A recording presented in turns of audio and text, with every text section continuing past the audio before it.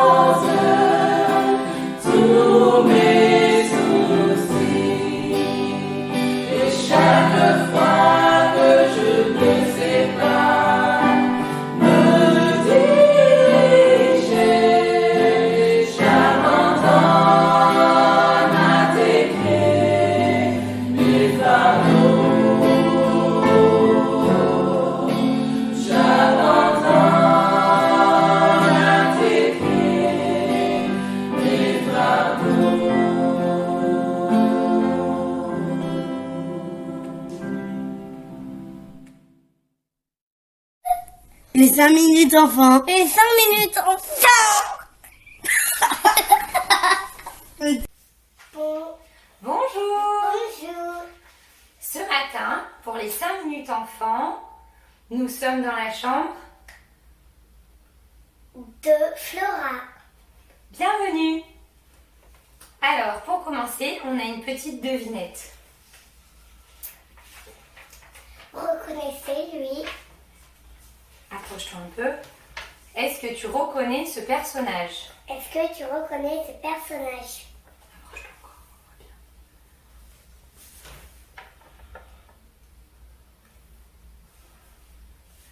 Peut-être parfois tu te sens comme lui. Peut-être que parfois tu te sens comme lui. Que tu t'es fait mal. Tu t'es fait mal. Tu aurais bien aimé éviter ça. Mais c'est comme ça. Est-ce que tu reconnais cette personne? Mets tes mains sur le côté. Peut-être des fois tu te sens comme elle. Et et tu te sens triste. Voilà. Parfois, on peut être comme Monsieur Malchance ou comme Madame Tristesse. Comme Monsieur Triste. Non, c'est Madame Tristesse. Et on n'a pas forcément choisi. Alors, pour t'encourager, aujourd'hui, on a décidé de t'encourager avec un verset de la Bible.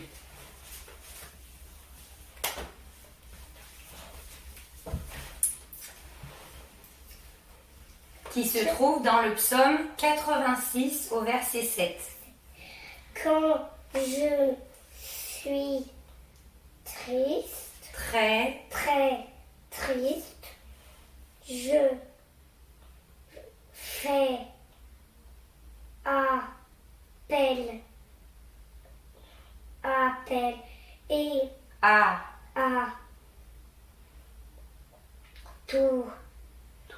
toi et tu me réponds. Voilà, c'est le Seigneur qui nous encourage. Si on est blessé ou si on est triste, on peut se tourner vers lui et lui dire notre tristesse, notre souffrance et nos blessures. Et il nous répond.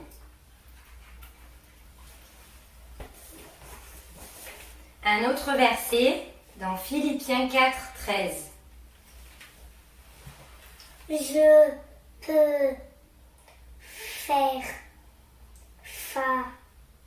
face à tous les situations,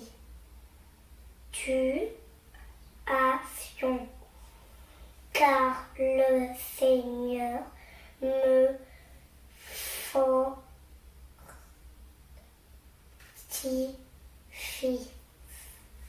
Voilà, le Seigneur nous fortifie, quelles que soient les situations qu'on a à traverser.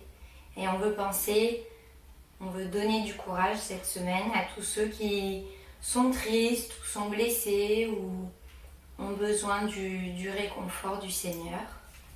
Et c'est ça qu'on voulait te partager ce matin, de faire appel à Dieu si tu as besoin de lui cette semaine. Parce qu'il répond et il est là pour chacun de nous. Au revoir, bonne semaine. Bonne semaine.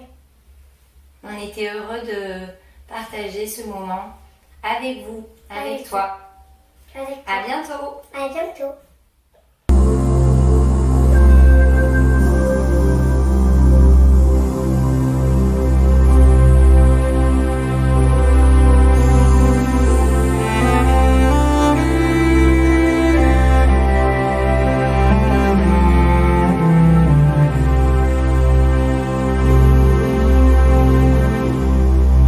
Que tu es venu sur terre,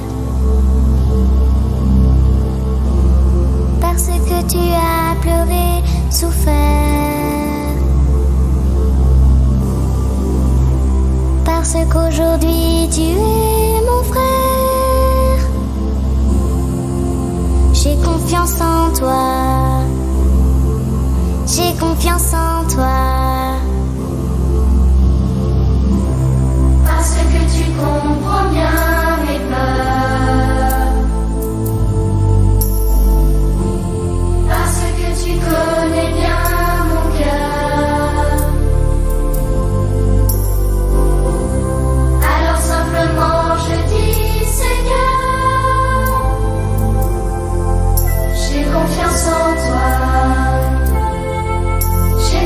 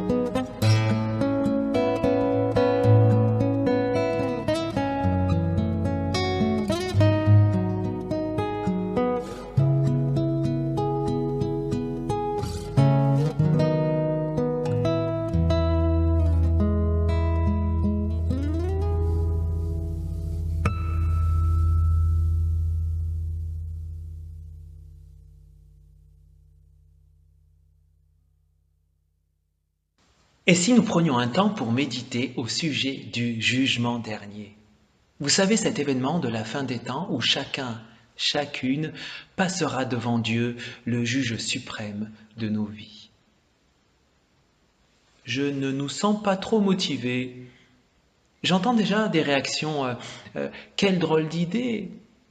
En cette période de crise, nous avons plutôt besoin d'encouragement et non d'ajouter du stress à nos vies.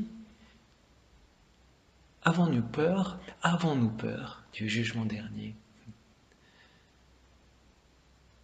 Et si ce jugement dernier était, allez, osons, était une bonne nouvelle? Une nouvelle encourageante, quoi. En ce dernier dimanche de l'année liturgique, avant d'entrer dans la période de l'Avent, c'est à cela que nous invite l'Évangile du jour. Je vous invite à écouter la lecture du texte de Matthieu 25, des versets 31 à 46. Mais auparavant, nous demandons à Dieu, par la prière, de nous accompagner. Prions ensemble. Aide-nous, Seigneur, à comprendre ta parole, à saisir ton message pour nous ce matin. Nous t'en prions, crée en nous le silence, un espace intérieur afin que ta parole y pénètre, y demeure et porte les fruits que tu attends. Par ton souffle, par ta lumière, illumine nos obscurités. Amen. Quand le Fils de l'homme viendra dans sa gloire, accompagné de tous les anges, alors il siégera sur son trône de gloire. Devant lui seront rassemblées toutes les nations, et il séparera les hommes les uns des autres, comme le berger sépare les brebis des chèvres. Il placera les brebis à sa droite et les chèvres à sa gauche. Alors le roi dira à ceux qui seront à sa droite, « Venez, les bénis de mon Père, recevez en partage le royaume qui a été préparé pour vous depuis la fondation du monde. Car j'ai eu faim et vous m'avez donné à manger, j'ai eu soif et vous m'avez donné à boire, j'étais un étranger et vous m'avez recueilli, nu et vous m'avez vêtu, malade et vous m'avez visité, en prison et vous êtes venus à moi. » Alors les justes lui répondront, « Seigneur, quand nous est-il arrivé de te voir affamé et de te nourrir, assoiffé et de te donner à boire? Quand nous est-il arrivé de te voir étranger et de te recueillir, nu et de te vêtir? Quand nous est-il arrivé de te voir malade ou en prison et de venir à toi? » Et le roi leur répondra, « En vérité, je vous le déclare, chaque fois que vous l'avez fait à l'un de ces plus petits qui sont mes frères, c'est à moi que vous l'avez fait. » Alors il dira à ceux qui seront à sa gauche, « Allez-vous-en loin de moi, maudits, au feu éternel qui a été préparé pour le diable et pour ses anges. Car j'ai eu faim et vous ne m'avez pas donné à manger. J'ai eu soif et vous ne m'avez pas donné à boire. J'étais un étranger et vous ne m'avez pas recueilli, nu et vous ne m'avez pas vêtu, malade et en prison et vous ne m'avez pas visité. » Alors eux aussi répondront, « Seigneur, quand nous est-il arrivé de te voir affamé ou assoiffé, étranger ou nu, malade ou en prison, sans venir t'assister? » Alors il leur répondra, « En vérité, je vous le déclare, chaque fois que vous ne l'avez pas fait à l'un de ces plus petits, à moi non plus, vous ne l'avez pas fait. » Et ils s'en iront, ceux-ci au châtiment éternel, et les justes à la vie éternelle.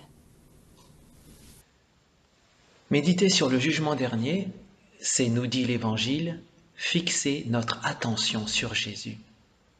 Ainsi, on ne peut parler de cet événement sans faire référence au Christ. Le texte que nous avons entendu place le Christ au centre. Il aide d'ailleurs ce texte à comprendre ou découvrir même l'identité de Jésus. Et ainsi, nous sommes aidés à répondre à la question fondamentale de l'Évangile, cette question que pose tout l'Évangile, qui est celle-ci: qui est donc Jésus? Ainsi, avec ce texte, nous pouvons répondre: il est le Fils de l'homme, c'est-à-dire qu'il incarne cette figure annoncée par une prophétie de l'Ancien Testament, figure justement pour la fin des temps. Nous pouvons déjà en conclure que c'est donc le même Jésus de l'Évangile qui sera présent à la fin des temps en étant ce Fils de l'homme. Mais qui est-il plus précisément, ce Fils de l'homme? Il siège sur un trône de gloire, en roi et en juge. Le lecteur un peu connaisseur de l'Ancien Testament dira: mais c'est Dieu ici. En effet, le roi et le juge dans l'Ancien Testament, c'est Dieu. Eh bien, Jésus, nous dit ce texte, révèle qu'il possède les mêmes attributs que Dieu. Jésus est le roi, le juste juge. Il est Dieu lui-même. En précisant qu'il est fils de Dieu, puisque dans ce texte, il parle et il dit ceci: « Venez les bénis de mon Père ». Ainsi, Jésus, fils de Dieu, a les mêmes attributs que Dieu le Père. S'ajoute à cela l'évocation du berger. Encore une fois, Dieu est le berger d'Israël, nous dit le prophète Ézéchiel au chapitre 34. Ici, Jésus s'identifie donc à ce Dieu, berger. Qui donc est Jésus? Il est fils de l'homme, le Fils de Dieu, roi, berger, roi, juge. Voici ce que nous révèle, le texte au sujet du jugement dernier. Voici ce que nous révèle le jugement dernier. Mais pouvons-nous aller plus loin? Le texte ajoute un autre attribut à Jésus. Cet attribut est pour moi une première bonne surprise. Jésus se fait frère des petits. Chaque fois que vous l'avez fait à l'un de ces petits, qui sont mes frères, nous dit le texte. Jésus est donc frère des petits, c'est-à-dire frère des affamés, des malades, des dévêtus, des étrangers, des prisonniers, de tous les fragilisés de la vie, les laissés pour compte, les oubliés, les sans droit, les déplacés, les persécutés, les sans défense, les sans héritage. Tous et toutes sont les frères et sœurs du Christ, frères et sœurs du Fils de Dieu. Jésus s'identifie donc à toutes ces victimes de la vie, de la société. Or, avec lui, ils ne seront pas, le jour du jugement dernier, ils ne seront pas des doubles victimes. En étant frères et sœurs de Jésus, ils hériteront du royaume. Ils trouveront un accueil dans le royaume à venir. Jésus, le frère des petits, accueillera tous les petits de la terre, quelle que soit leur culture ou pays d'origine. Car dans ce texte, il est précisé que ce sont toutes les nations qui seront rassemblées devant Dieu, c'est-à-dire tous les hommes et les femmes de tous les continents, les pays, les époques et les cultures. En regardant ce monde plein de ces petits bafoués, nous pourrions nous sentir dépassés, écrasés par tant de misère. En regardant ce monde, nous ne pouvons que désirer ce jugement dernier. Oui, nous ne pouvons que désirer ce jugement dernier pour tous ces petits. Une autre surprise advient. Jésus incarne la fraternité des petits. Il exalte aussi la fraternité chez les autres. Tous ceux et celles qui posent des actes de fraternité envers les petits dont nous avons déjà parlé. tous ceux et celles seront aussi accueillis dans le royaume de Dieu, quelle que soit leur culture, quelle que soit leur époque, quelle que soit leur vie. Nous voici donc devant un royaume ouvert, même pour ceux qui ne sont pas les disciples du Christ. Avec ce jugement dernier, avec ce texte, eh bien, nous découvrons ici la culture du royaume de Dieu, la culture du royaume dont Jésus est le roi. Une culture de la fraternité ouverte, une culture de la fraternité ouverte. Et cette culture est disponible pour tous et toutes, quel que soit le lieu, l'époque, le pays où l'humain vit. Une culture ouverte à tous ceux qui posent ces actes-là. Alors, en tant que croyants, chrétiens, disciples du Christ, ce jugement dernier et tout ce qui a été évoqué devrait être une source d'inspiration.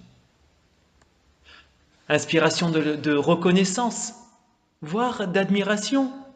Chaque fois que sur notre terre, des hommes et des femmes posent des gestes altruistes, des gestes de fraternité envers les autres, envers les petits, les croyants devraient être les premiers à applaudir, les premiers à saluer ces personnes et à saluer ces gestes. Car par leurs gestes, Jésus est honoré et le royaume à venir se remplit. Cela devrait aussi, en tant que croyants, ce jugement dernier, nous inspirer de l'humilité. L'Église n'a pas le monopole du cœur, l'Église n'a pas le monopole de la fraternité. Partout dans le monde, il existe la culture du royaume, hors de l'Église. Mais ce texte et ce jugement dernier devraient nous inspirer à vivre la vie maintenant pleinement, sans peur du monde, en posant des gestes, nous aussi, de fraternité, des gestes simples envers les petits de nos églises, de nos quartiers, de nos villes et autres. Gestes d'ailleurs dégagés de toute bonne conscience envers Dieu ou d'obligation envers lui. Gestes dégagés de peur envers Dieu. En effet, en tant que disciples du Christ, le Seigneur Jésus nous a déclarés heureux, comme il a dit à l'apôtre Pierre en Matthieu 16. Heureux par notre confession de foi, notre reconnaissance que Jésus est, lui, le Fils de Dieu, le Christ. Or, cette béatitude, révélation de notre foi, eh bien cette béatitude nous ouvre les portes du royaume, où selon sa parole, selon la parole de Jésus, même la mort ne peut enfermer la porte. Ce texte et ce jugement dernier devraient nous inspirer aussi du courage, de la confiance dans notre témoignage, notre évangélisation. En effet, Jésus parlera à nouveau dans un autre texte de toutes les nations. Et ce texte est à la fin de l'Évangile. Jésus dira à ses disciples, allez donc et faites de toutes les nations des disciples. Jésus envoie ses disciples pour partager l'Évangile dans le monde auprès de toutes les nations. Mais avec ce texte du jugement dernier, eh bien, je crois que ces disciples pourront y aller avec un peu plus de confiance. Car déjà, dans ces nations, Jésus a des frères et sœurs, un peu partout. Ainsi, c'est comme si Jésus précédait déjà la venue des disciples dans le cœur des hommes et des femmes de toutes les nations. Je crois que l'évangélisation et le témoignage, cet envoi de Jésus pour ses disciples dans le monde, je crois que chacun et chacune, on peut y aller avec un peu plus de confiance. Alors, en ce dernier dimanche de notre année liturgique, je crois qu'il est vraiment bon de parler de jugement dernier. Car le jugement dernier n'est qu'un événement, voire qu'un moyen qui réalise en fait, enfin je dirais, la venue du Christ. Et avec lui, un cortège de bonnes surprises. La fin de l'exploitation des petits, de la misère, de la mort. L'accueil de tous ceux qui ont été fraternels et l'établissement de son royaume de paix, d'amour et de joie. Il y a de quoi, je crois, avec ce texte, avec confiance, rejoindre les dernières paroles de la Bible. Viens, Seigneur Jésus, viens bientôt. Oui, viens établir ton royaume. Que cette parole soit notre prière en ce jour. Amen.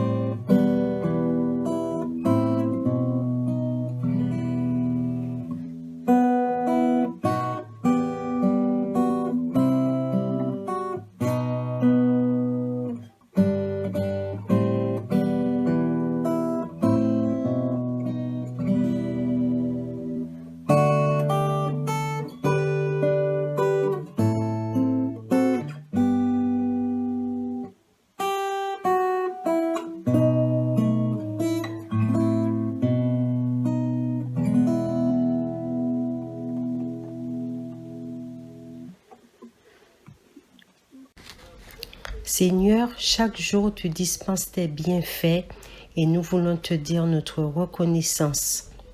Tu es le refuge de tous ceux qui cherchent le secours et par ces temps de troubles, nous venons nous recommander à ta bonté et t'adresser nos prières pour tous les hommes.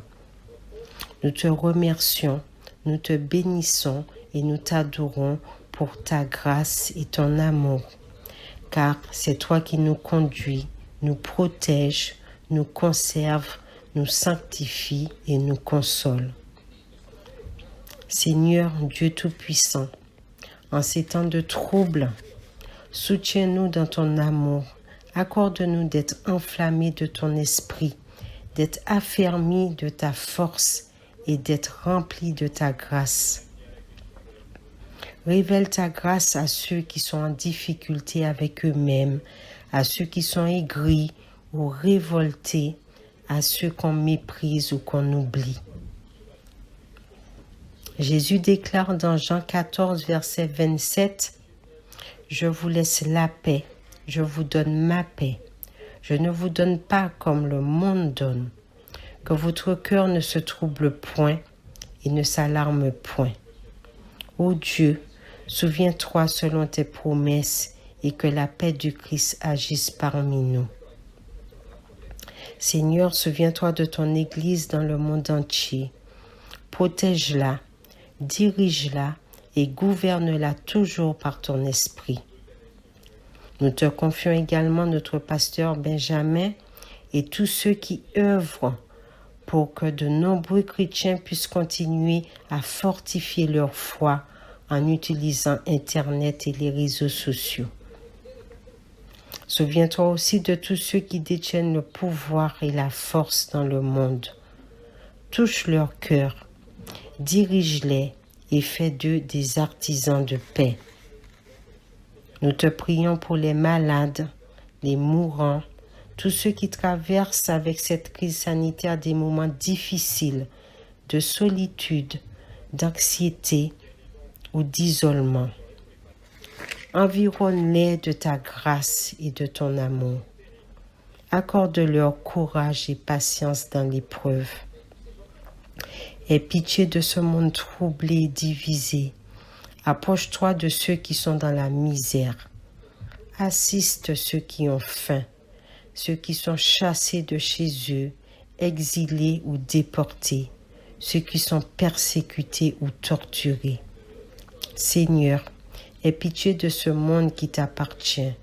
Accueille et exauce dans ta grâce les prières de ceux qui se confient en toi. Pour l'amour de Jésus-Christ, ton Fils, notre Seigneur. Amen. Bénédiction irlandaise. Que la route s'ouvre à ton approche. Que le vent souffle toujours dans ton dos. Que le soleil inonde et réchauffe ton visage. Que la pluie ruisselle dans tes champs. Et jusqu'à notre prochaine rencontre, que Dieu te garde dans la paume de ses mains.